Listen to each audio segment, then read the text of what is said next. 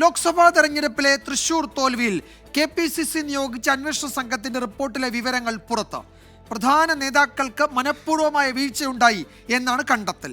KPCCയിൽ പൊട്ടിത്തെറി ഉണ്ടായേക്കാവുന്ന റിപ്പോർട്ട് ഇതുവരെ ഔദ്യോഗികമായി പുറത്തുവിട്ടിട്ടുമില്ല. കരുവന്നൂർ ബാങ്ക് വിവാദത്തിൽ കോൺഗ്രസ് എടുത്ത നിലപാടുകൾ സുരേഷ് ഗോപിക്ക് അവസരമൊരുക്കി. മണ്ഡലത്തിൽ 75,000-ലധികം വോട്ടുകൾ BJP ചേർത്തത് തിരിച്ചറിയാനോ തടയാനോ ജില്ലാ നേതൃത്വത്തിന് സാധിച്ചില്ല. ഇനി മത്സരത്തിനില്ലെന്ന സിറ്റിംഗ് MPയുടെ പ്രഖ്യാപനം സുരേഷ് ഗോപിക്ക് എതിരാളികളില്ലെന്ന പ്രതീതി വളർത്തി.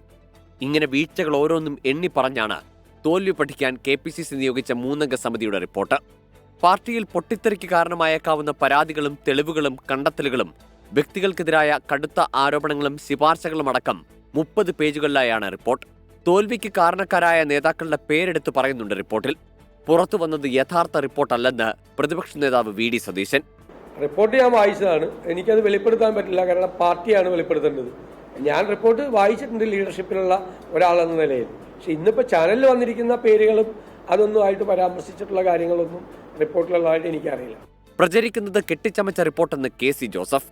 കമ്മിറ്റി റിപ്പോർട്ടാണ് എന്ന് പറഞ്ഞ് പ്രചരിപ്പിക്കുന്ന വാർത്തകൾ പൂർണ്ണമായും അടിസ്ഥാനരഹിതമാണ്. അതൊരു ഫേക്ക് റിപ്പോർട്ടാണ്. ആരോ കെട്ടിച്ചമച്ച റിപ്പോർട്ടാണ് ഇന്ന് പ്രചരിപ്പിച്ചുകൊണ്ടിരിക്കുന്നത്. റിപ്പോർട്ട് പുറത്തായതിൽ ഒരു വിഭാഗം കോൺഗ്രസ് നേതാക്കൾക്ക് കടുത്ത അതൃപ്തിയുണ്ട്. പാർട്ടിയിലെ പടലപ്പിണക്കങ്ങളാണ് KPCC പുറത്തുവിടാത്ത റിപ്പോർട്ട് പരസ്യമായതിന് പിന്നിലെന്നാണ് ആരോപണം. സംഭവത്തിലെ ഗൂഢാലോചന അന്വേഷിക്കണമെന്നാവശ്യപ്പെട്ട് കോൺഗ്രസ് ജില്ലാ നേതൃത്വം സിറ്റി പോലീസ് കമ്മീഷണർക്ക് പരാതി നൽകി. തോൽവിക്ക് പിന്നാലെ രാജിവെച്ച തൃശൂർ DCC പ്രസിഡന്റിന്റെ ഒഴിവിലേക്ക് 4 ദിവസത്തിനകം പുതിയ നിയമനമുണ്ടാകുമെന്ന് AICC general secretary Deepa Das Munshi വ്യക്തമാക്കി. 24 തൃശൂർ.